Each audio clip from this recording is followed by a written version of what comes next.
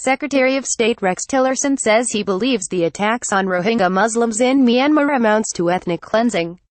He's considering targeted sanctions in response. ARI SHAPIRO, host the Trump administration is now labeling the violence in Myanmar as ethnic cleansing. Secretary of State Rex Tillerson says he's considering targeted sanctions against those who are responsible for attacks on Rohingya Muslims. NPRs Michele Kelemen reports. Michele Kelemen, BYLINE Secretary Tillerson says he's looked at all the facts and has come to the conclusion that what's happening in Rakhine State is ethnic cleansing. Acting Assistant Secretary of State Susan Thornton, who visited Myanmar with Tillerson earlier this month, put it this way. Susan Thornton: "We've seen enough of the human tragedy of the displaced persons flowing into Bangladesh that we felt that we had to make a determination like this to start to establish some facts behind what actually happened to cause this crisis and what was behind this mass exodus of people." Kelemen: "The State Department says it will look for ways to hold perpetrators to account, blaming the country's military, security forces and local vigilantes for causing, quote, tremendous suffering. Hundreds of thousands of Rohingya Muslims have been forced from their homes.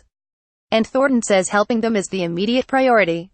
Thornton also, though, to make sure that we stop violence on the ground inside of Burma and Rakhine State and that we continue to work on the issue of repatriation so these people can come back from these camps, return to their homes and live safely in peace." Kelemen: "The ethnic cleansing finding should not come as a surprise to the government of Myanmar," she says.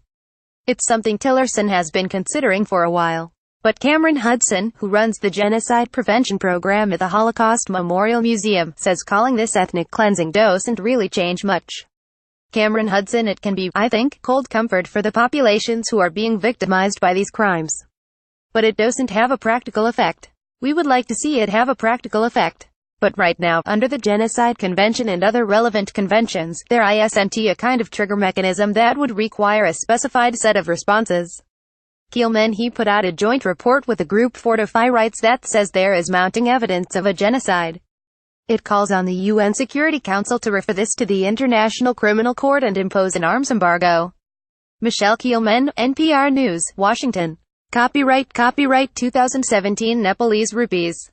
All rights reserved. Visit our website Terms of Use and Permissions pages at www.npr.org for further information.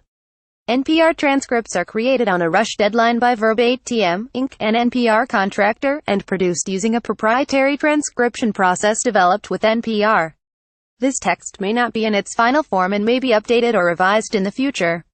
Accuracy and availability may vary. The authoritative record of NPR's programming is the audio record.